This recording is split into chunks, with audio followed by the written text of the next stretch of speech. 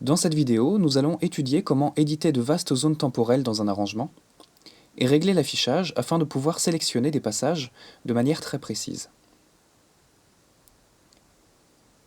Nous avons vu dans la vidéo précédente comment éditer un arrangement de multiples manières, mais cela ne concernait principalement que des clips ou une sélection de clips. Imaginons maintenant que vous avez besoin de modifier ou déplacer des parties entières.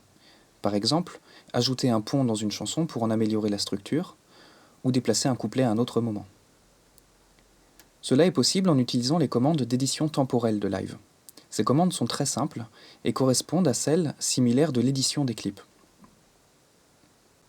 Ainsi, vous avez la possibilité de couper, coller, dupliquer et même supprimer des zones entières de votre arrangement, que le logiciel appelle des zones temporelles.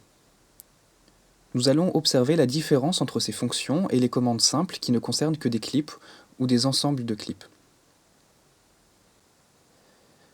Nous allons tout d'abord observer l'effet de la commande dupliquer zone temporelle qui vous permet de dupliquer non pas un clip ou une sélection de différents clips, mais l'ensemble d'un passage musical sur la durée sélectionnée.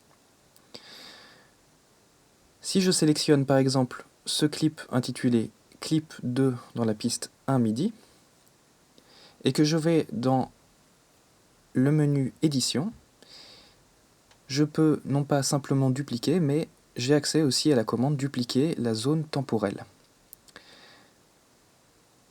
Leurs raccourcis sont très similaires, comme vous pouvez le voir. L'un utilise le raccourci commande D pour la duplication simple, et l'autre utilise le raccourci majuscule commande D pour la commande dupliquer zone temporelle. Sur Windows, il vous suffit de remplacer la touche commande par la touche contrôle de votre clavier, et vous aurez le raccourci majuscule CTRL D pour la même commande.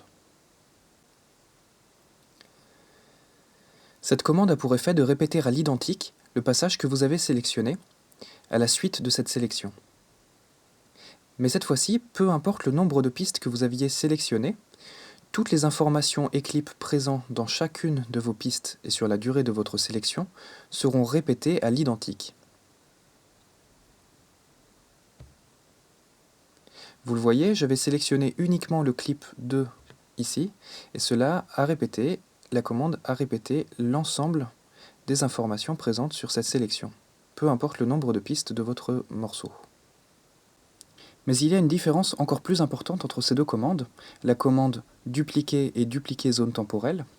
Et pour vous la montrer, je vais tout d'abord déployer les 3 pistes de mon projet pour observer ce qu'il se passe si jamais je sélectionne un passage à l'intérieur de mon arrangement.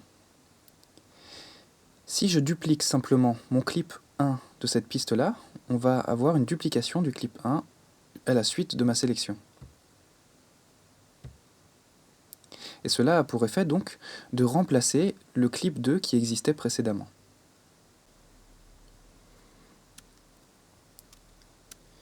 Que se passe-t-il maintenant si, à la place d'effectuer la commande simplement dupliquer, j'utilise la commande dupliquer zone temporelle? Eh bien cette fois-ci, en ayant sélectionné mon clip 1 et en utilisant le raccourci commande maj D, cela duplique donc ma zone temporelle mais en l'insérant avant l'arrangement qui suit. Cela allonge donc la durée du morceau, puisque cela insère une partie entière avant la suite de mon arrangement. Les commandes d'édition temporelle s'appliquent aussi aux fonctions supprimer et couper. Avec ces deux commandes, la zone sélectionnée, par exemple celle-ci, disparaît sur l'ensemble de votre arrangement. Dans le cas de la commande simple, la fonction supprimer, par exemple, laissait du vide, c'est-à-dire un silence, sur l'ensemble de votre sélection dans la piste concernée. Avec la fonction supprimer zone temporelle, dont le raccourci est majuscule commande effacer, ou avec la fonction couper zone temporelle, dont le raccourci est majuscule commande X, cela va non seulement supprimer la sélection sur l'ensemble des pistes de votre arrangement, mais aussi déplacer tout l'arrangement qui suivait au début de votre sélection.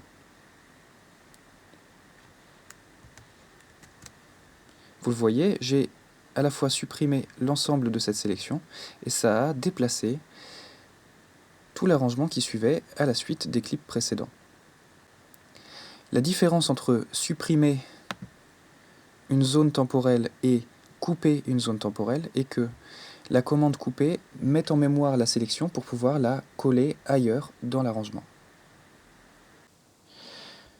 Vous pouvez enfin coller une zone temporelle. Pour cela, revenons en arrière et effectuons la manipulation de couper celle-ci, cette zone temporelle, qui va donc avoir pour effet de supprimer l'ensemble de la sélection sur toutes les pistes de mon projet et de déplacer l'ensemble de l'arrangement qui suit au début de ma sélection. Cela se fait avec le raccourci commande maj X. Je peux ensuite placer mon curseur à l'endroit où je le souhaite dans mon arrangement et coller cette sélection avec le raccourci commande maj V. Cela va avoir pour effet de l'insérer en plein milieu de ces clips et donc de les diviser, de déplacer l'arrangement et d'insérer ma sélection préalablement enregistrée en mémoire au milieu de ces clips.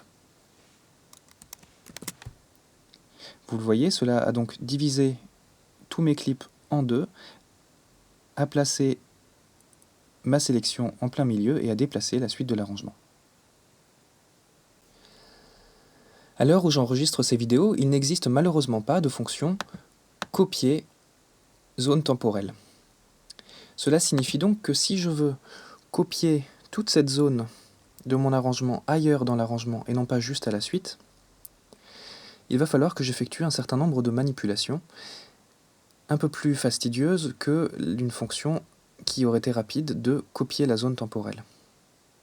Par exemple, si je veux fonctionner avec l'édition temporelle, il va falloir que je sélectionne un des clips de la zone qui m'intéresse, que je fasse la commande dupliquer la zone temporelle, puis la couper, et enfin la coller ailleurs dans l'arrangement.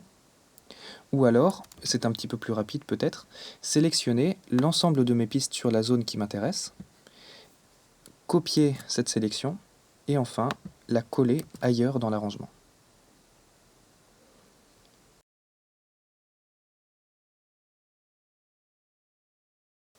Jusqu'ici, nous avons vu comment éditer un arrangement sans nous préoccuper de savoir ce que nous sélectionnions. Cela était efficace pour les besoins de la vidéo, mais en pratique, il faut être plus précis. Or, comme vous l'avez déjà certainement remarqué, la sélection est en quelque sorte aimantée sur les repères de la grille de l'arrangement. C'est-à-dire que peu importe où je clique pour faire une sélection dans une des cases, le début de la sélection va toujours démarrer sur un des traits de ma grille d'arrangement.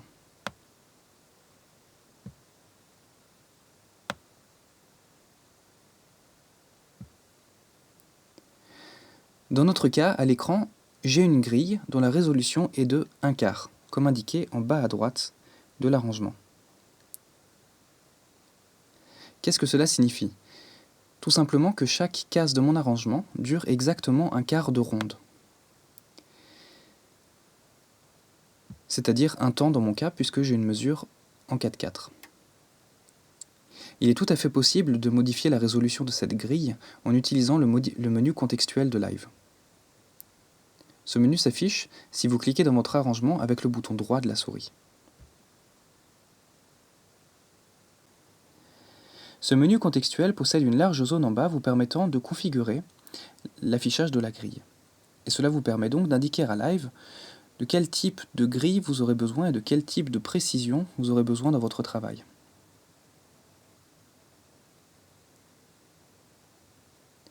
Vous avez plusieurs possibilités pour modifier cette grille, et nous allons parler de la première, qui fixe donc une grille avec des intervalles fixes entre les traits.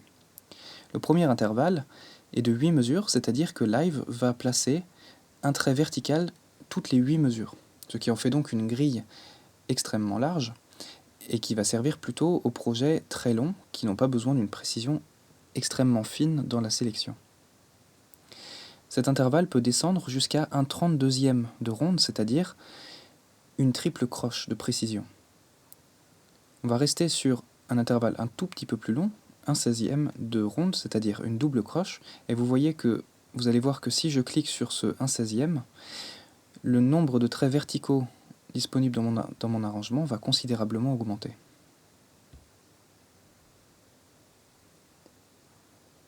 Là où j'avais un trait vertical précédemment, j'en ai 4 ici, et chaque division de ma grille vaut cette fois-ci 1/16e de ronde, c'est-à-dire une double croche en précision.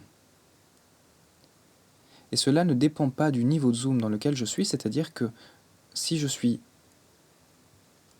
très proche de mon arrangement, si j'ai beaucoup zoomé sur mon arrangement, chaque division de la grille vaudra toujours une double croche. Ceci est donc pour la grille fixe. Vous pouvez aussi obtenir une grille ternaire, c'est-à-dire que je peux avoir des triolets de double croche dans mon cas, c'est-à-dire une double croche ternaire pour chaque division de ma grille, ce qui en fait 6 donc par temps, étant donné que je suis en 4/4. Il y a aussi une autre possibilité qui va être d'utiliser la grille adaptative. Cette grille adaptative va changer de résolution au fur et à mesure du zoom que vous utilisez. Si je prends une grille, admettons moyenne, une fréquence moyenne, vous voyez qu'ici j'ai une division à 1/8e de ronde, c'est-à-dire une croche de précision. Et je peux, si je zoome petit à petit sur mon projet, je vais avoir une résolution qui va augmenter avec une division qui sera cette fois-ci d'un 128e, c'est-à-dire une quintuple croche.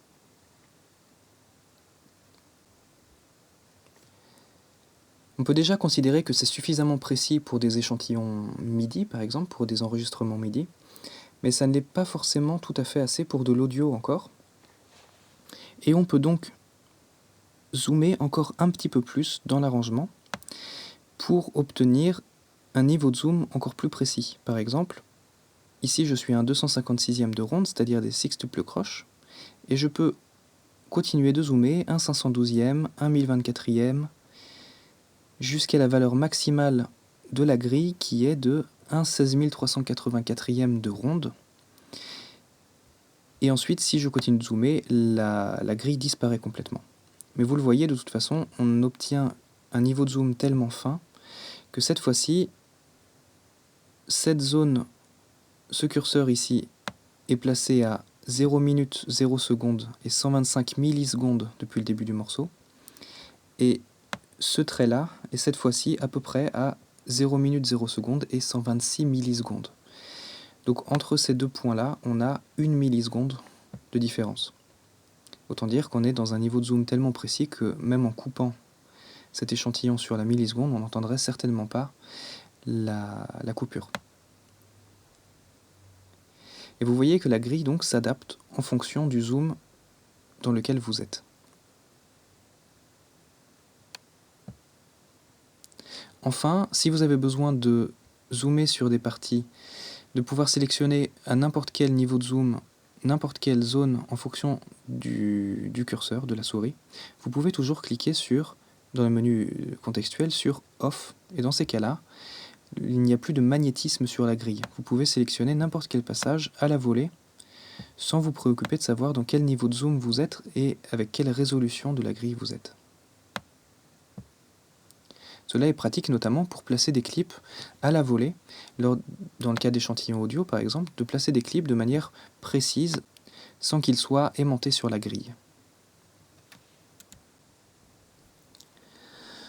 Enfin, pour clôturer cette vidéo sur le zoom dans l'affichage, sachez que vous pouvez toujours zoomer dans votre affichage ou dézoomer avec les touches plus et moins du clavier, et l'affichage restera centré sur votre sélection ou sur votre sur votre curseur de live. Et vous pouvez aussi double-cliquer au moment où quand vous êtes sur la réglette du numéro de mesure et que la main affiche une petite loupe, vous pouvez double-cliquer quand vous avez une sélection et cela agrandira et centrera l'affichage sur votre sélection.